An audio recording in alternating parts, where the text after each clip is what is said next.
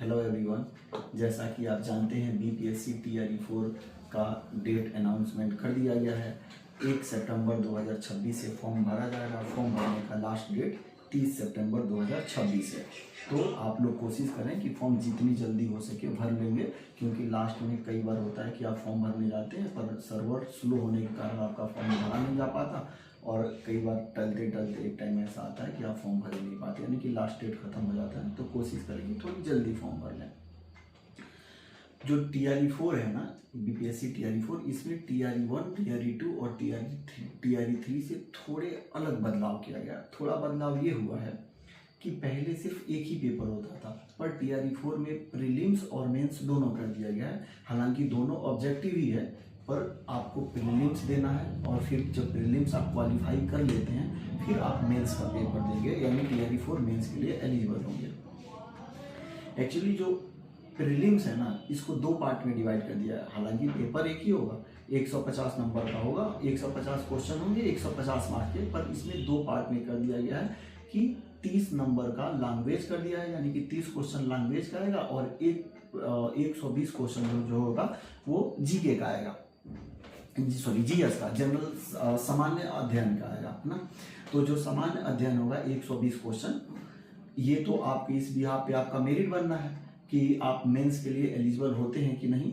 जबकि जो 30 question language का होगा ना, वो जस्ट क्वालिफाई रहेगा, यानी कि उसमें आपको 30% ही मार्क्स लेके आना है, यानी कि जस्ट उसको क्वालिफाई आपको करना है।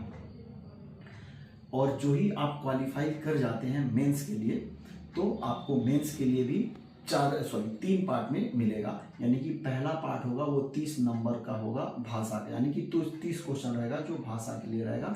फिर जो पार्ट 2 होगा वो सामान्य अध्ययन का होगा, इसमें 40 क्वेश्चन रहेंगे 40 मार्क्स के, और फिर जो बच गए 80 क्वेश्चन वो रहेंगे आपके संबंधित विषय के, यानी कि जो विषय आपने चूज करा है। और ये 1 से लेके 5 तक का कॉमन रहेगा, जबकि 6 से लेके 8 तक का अलग होगा, 9, 10 का अलग और 11, 12 का अलग। ध्यान रहे कि जो 11th और 12th के जो आप संबंधित विषय चूज करते हैं ना, वो सीधा लिखा हुआ है आपके सिलेबस में कि उसके पेपर ग्रेजुएशन लेवल से ही बनाए जाएंगे, है ना। यानी कि ग्रेजुएशन लेवल के, मतलब ग्रेजुएशन के बिहाफ पे ही आपके क्वेश्चन पेपर तैयार करके जाना है।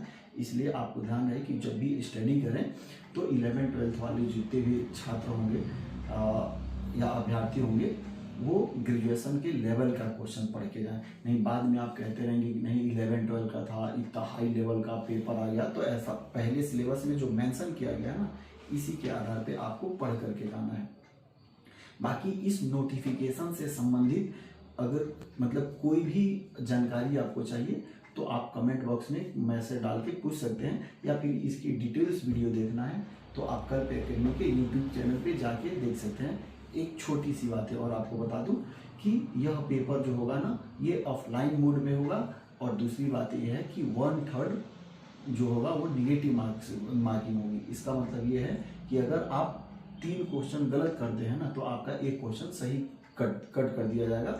तो ध्यान रहे कि जो भी क्वेश्चन करें पूरी कॉन्फिडेंस के साथ करें, और कॉन्फिडेंस के साथ क्वेश्चन आप तभी कर पाएंगे जब अच्छे से पढ़ाई करके जाएंगे। तो जो भी मतलब अभ्यर्थी हैं भोरे के आसपास, वो चाहें तो कल्प एकेडमी द्वारा ऑफलाइन क्लासेस शुरू किया जा रहा है, तो लोग ऑफलाइन क्लासेस आके ज्वाइन कर सकते हैं। साथ ही साथ अगर उनको मटेरियल भी चाहिए तो कल्प एकेडमी 1 सितंबर 2026 से आपको टीआरई 4 के लिए मटेरियल अवेलेबल कराना शुरू कर देगा। वैसे जो छात्र आजकल में भी आके लेना चाहें तो ऑफलाइन मटेरियल आके ले सकते हैं। बाकी 1 सितंबर से अगर वो लोग फ़ोन करते हैं तो जहाँ पे हैं वहाँ पे उनको टीआरई 4 के लिए मटेरियल अवेलेबल करा दिया जाएगा। बाकी का अगर आपको किसी भी तरीके का कोई भी डाउट हो या टीआरई 4 से संबंधित किसी भी तरीके का कोई भी क्वेश्चन पूछने हो, तो आप कल्प एकेडमी के नंबर पे कॉल करके पूछ सकते हैं, या फिर कमेंट बॉक्स में मैसेज करेंगे, फिर आपको विथ इन और रिप्लाई दे दिया जाएगा। आज के लिए इतना ही। Thank you so much.